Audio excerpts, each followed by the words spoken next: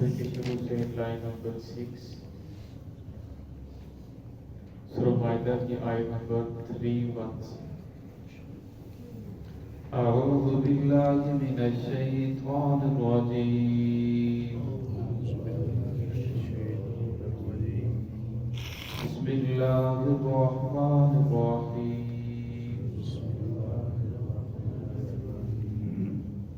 मिन अजलि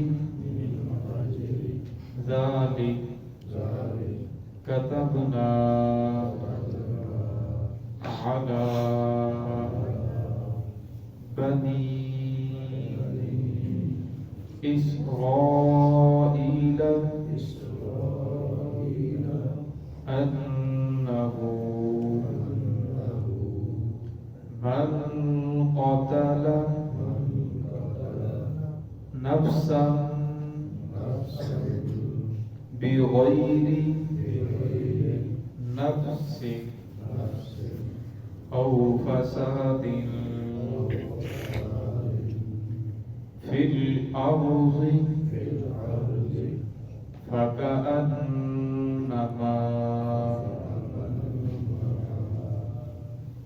क़तलन नास जमीआ वमन अहयाहा फकअन्नमा अहयन नास जमीआ वलक़द जाअतहुम रुसुलुना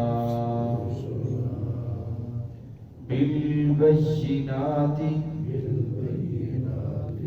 सुम्मा इन्न कसीरन मिनहुम बाद ज़ालिक फिल अर्ज़ि लमुस्रिफून।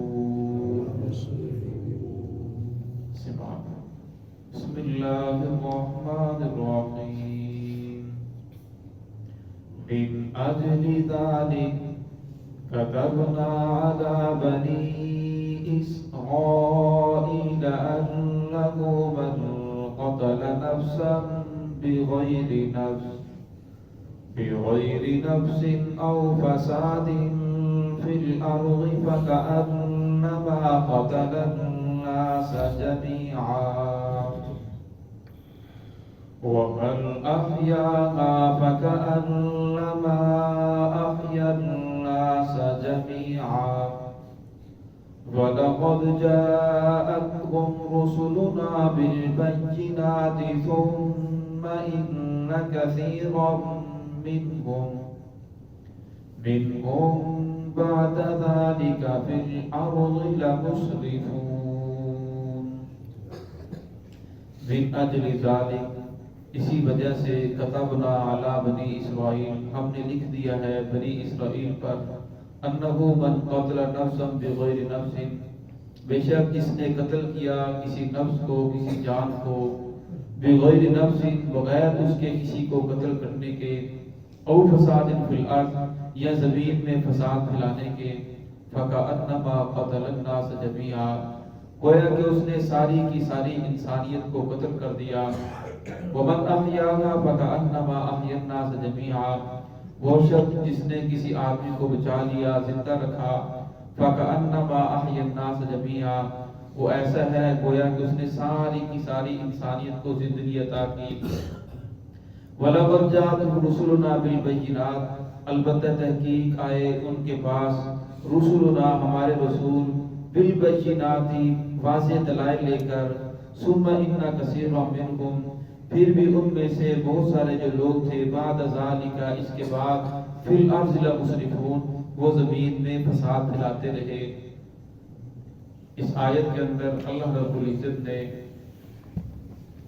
قتل کو بیان کیا گیا ہے کہ کسی انسان کو جان بوجھ کر قتل کرنا جائز نہیں ہے.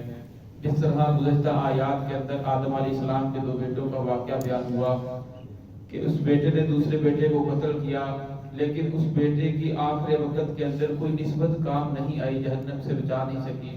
اسی طرح بنی اسرائیل بھی اپنے بارے میں کہتے تھے کہ نحن ابناء اللہ و احباؤہ، ہم تو اللہ کے بیٹے ہیں، اللہ کے محبوب ہیں. اللہ رب نے اس کی تبدیل فرمائی کہ میری کوئی اولاد نہیں ہے. پھر یہ کہتے تھے ہم تو انبیاء کی اولاد ہیں، لہذا ہم جہنم کے اندر نہیں جائیں گے، جو بھی کرتے رہیں. اگر جہنم کے اندر جانا بھی پڑا تو صرف 40 دن، جو ابراہیم علیہ جو ہم نے بچڑے کی عبادت کی تھی، صرف 40 دن جائیں گے.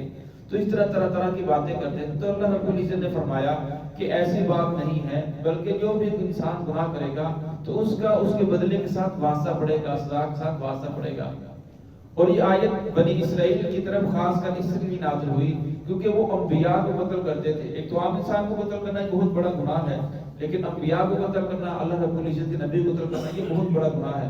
تو اللہ رب العزت نے پھر ان کی طرف حکم نازل فرمایا کہ ہم نے لکھ دیا ہے بنی اسرائیل پر کہ جس شخص نے کسی بھی نفس کو قتل کیا، کسی انسان کو قتل کیا بغیر نفس، بغیر اس کے کسی کو قتل کرنے کے، پر مسلمان کا خون حلال نہیں ہے سوائے 3 وجہ سے. ہاں اگر 3 وجہ اس کے اندر پائی جائے، یا تو شادی شدہ مرد زنا کرے تو فرمایا پھر اسے قتل کرنا جائز ہے، یا مسلمان مرتد ہو کر کفر کے اندر داخل ہو جائے تو پھر بھی اس کو قتل کرنا جائز ہے، یا مسلمان کسی دوسرے مسلمان کو قتل کرتا ہے تو قصاصاً بدلے کے اندر اسے قتل کیا جائے گا. ورنہ فرمایا کسی وجہ سے مسلمان کو قتل کرنا جائز نہیں ہے ان 3 وجوہات کے علاوہ. تو فرمایا جس نے کسی انسان کو قتل کر دیا جان بوجھ کر، اس کو کوئی گناہ نہیں تھا، بغیر کسی گناہ کے، تو فرمایا وہ ایسے ہی ہے جس نے ساری کی ساری انسانیت کو قتل کر دیا. اور فساد فی الارض، یا فرمایا زمین کے اندر کوئی اس نے فساد نہیں مچایا، کوئی ایسا کام نہیں کیا جس کے بدلے میں اسے قصاص قتل کیا جائے گا کہ اس کی سزا قتل ہے.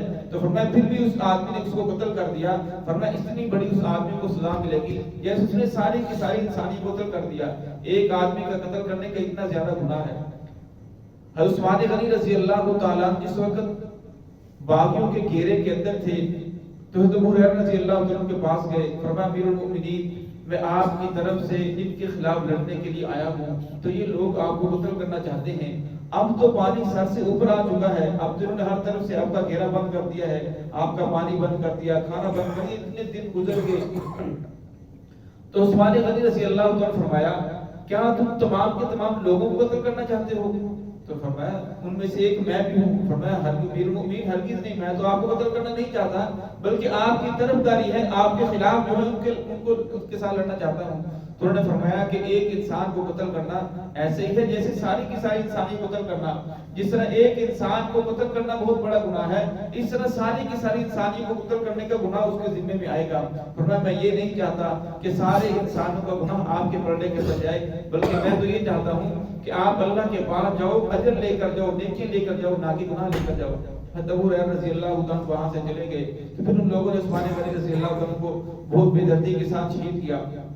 پھر اس کے بعد فساد پھیلتے چلے گئے. تو یہاں جو بات کرنے کا مقصد یہ تھا کہ انہوں نے فرمایا کہ میری جان جاتی ہے تو چلی جائے، لیکن میری وجہ سے کسی مسلمان کو قتل نہ کیا جائے، کسی مسلمان کا مدینہ کے اندر خون نہ بہے. تو یہاں بھی یہی فرمایا گیا وَمَنْ أَحْيَاهَا فَكَأَنَّمَا أَحْيَا النَّاسَ جَمِيعًا. فرمایا جس شخص نے کسی انسان کو بچا لیا، کسی انسان کو زندگی بخشی، یعنی اس کو مرنے تھا تو اس کو اس نے بچا لیا، کوئی ڈوبتا تھا اس کو پانی سے بچا لیا، کوئی آگ کے اندر چل رہا تھا تو وہاں سے بچا لیا. فرمایا وہ ایسے ہے فَكَأَنَّمَا أَحْيَا النَّاسَ جَمِيعًا، جیسے اس نے ساری کی ساری انسانیت کو زندگی عطا فرمائی. فرمایا کسی انسان کو کوئی حق نہیں ہے کہ وہ کسی کو قتل کرے. فرمایا جس طرح کوئی انسان کسی کو زندگی نہیں دے سکتا، جس انسان کا موت کا وقت آ چکا ہے کوئی اسے بچا نہیں سکتا، اس کے 1-2 منٹ بڑھا نہیں سکتا. فرمایا اس طرح کسی انسان کو یہ بھی حق نہیں ہے وہ کسی انسان کی زندگی چھین لے. اور میں اللہ رب العزت کی ذات نے عطا کی ہے، جب تک اس کا مقررہ وقت ہے اسے گزارنے کا حق ہے. اگر فرمایا کوئی ایسا کرے گا تو اس کی سزا بہت سخت ہے.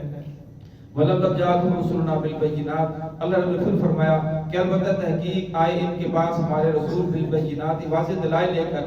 ثُمَّ إِنَّ كَثِيرًا مِّنْهُمْ، پھر بھی ان میں سے جو اکثریت تھی انہوں نے حد سے تجاوز کی اور حکم کو نہیں مانا. آپ صلی اللہ علیہ وسلم جس وقت مدینہ کے اندر گئے تو وہاں 3 قبیلے آباد تھے جو یہودیوں کے تھے، بنو قریظہ، بنو قینقاع، بنو نذیر. تو اور 2 قبیلے تھے اوس اور خزرج یعنی مشرکین کے. تو آپس کے اندر بہت زیادہ جنگیں ہوتی تھی، بہت زیادہ لڑائیاں ہوتی تھی، تو قتل و غارت بھی ہوتی تھی، اور پھر کچھ لوگ قید ہو جاتے، فدیے دے کر انہیں چھڑا لیتے. تو آپ صلی اللہ علیہ وسلم نے پھر انہیں فرمایا کہ آپ نے اللہ رب العزت کے حکم کو توڑ دیا.